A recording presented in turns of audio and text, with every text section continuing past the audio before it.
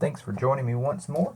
Today I'm going to be reviewing the New King James Reference Bible. This is a wide margin large print edition by Thomas Nelson, and this one is in a very exquisite goatskin leather.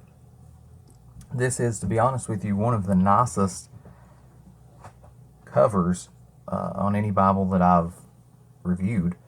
It's it's honestly up, I would say, up there, or at least in the ballpark near the leather used on the 2002 InTouch NASB that I use as my primary Bible.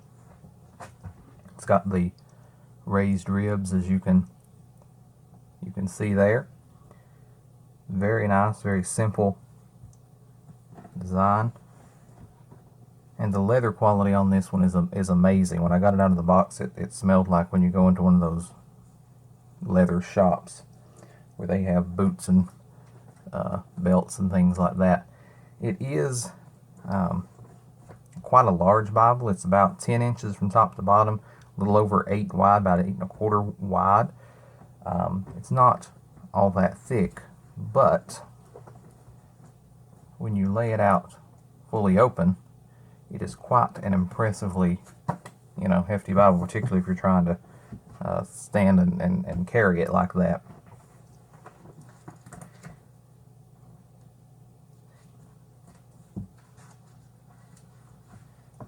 It does have the preface to the New King James Version of the Bible, and then pretty well quickly goes into the Old Testament. One thing I do like about this one is it has a very decent size introduction to each book. Tells you about the author, tells you about the time frame it was written, gives you what is in the opinion of the editor, the key verses, and then also gives you a kind of general theme and overview of what the particular book is about.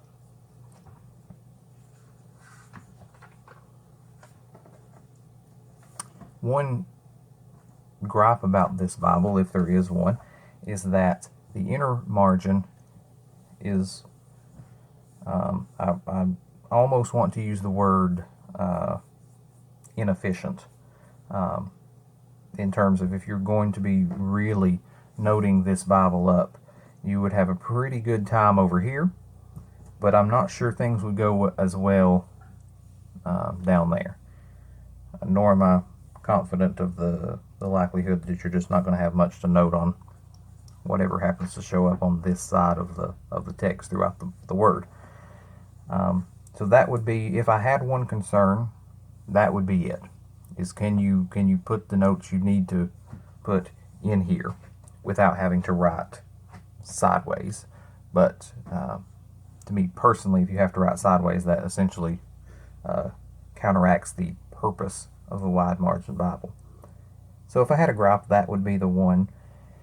There is the subject or the section titles here, they are in red, chapters are in red, the verses themselves are in black, but the little A's and B's and all that, which connect to the cross references down here in the translation notes, those are all in red, which does help to make that a bit more clear. Looks a little less cluttered than what it may look otherwise.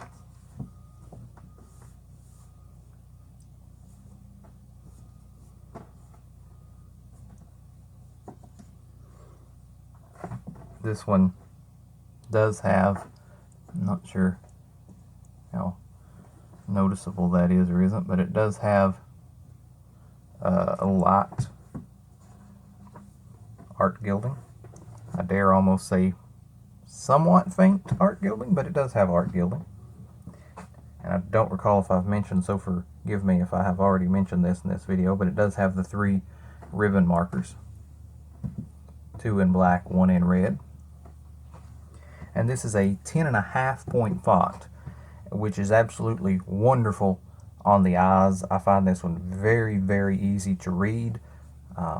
It's a 10.5 point font. I'm not sure what type of font it is, but it's very, very easy to read. It almost is, it reminds me almost of like a bold.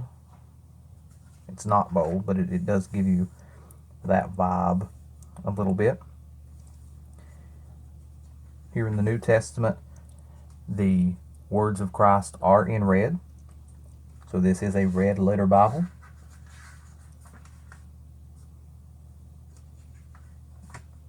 And you can see down here that a sizable area of the bottom section of the page is used for the cross references and the notes on the translation choices.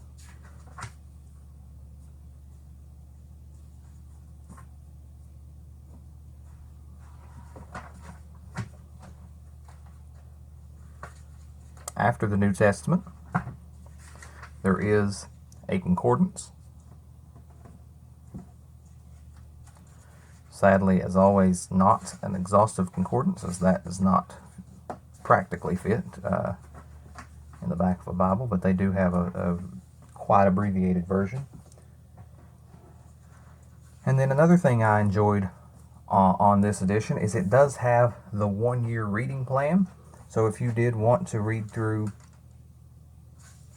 all of Scripture in a year, it does break it down in this wonderful morning, evening format going all the way through. Even has the 29th of February so that you are set if it happens to be a leap year.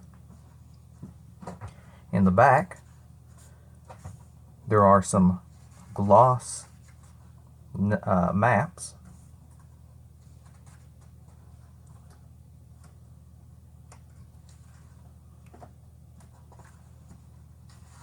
And then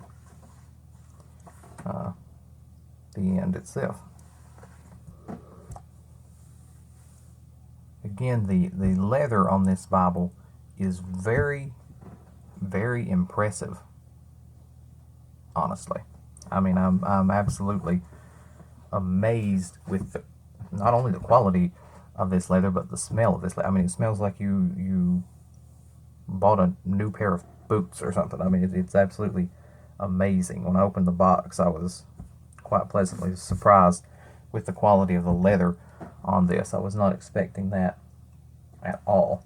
It's very, as you can see, like when you pick it up, it very much has that floppy, bendy kind of feel. So my one point would be this. Also, there's a I have a LSB Bible that is quite heavy, and this Bible is similar in weight, but is also larger in terms of it's just sprawled out. So this is quite a hefty Bible. I'm not sure I would personally feel comfortable standing for any period of time and preaching or teaching or lecturing from this. A pulpit itself or something might be helpful to sit it on when doing so, because it is quite hefty in my opinion. But it is an absolutely amazing Bible, with, again, the one caveat that I do wish there was a bit more room here in the gutter. I wish there was more room to take notes on these inner columns. I'm afraid once I get into actually jotting this one up, that's going to be the, I'm afraid, the Achilles heel, so to speak, of this. But an absolutely amazing Bible, and it is still in print. So, or as far as I'm aware, as of the time of making this video, it is. So I'm going to try and post the link down below so that you can find this one if you are interested. And I thank you once again for joining me, and I hope that you are all kind to each other. Thank you.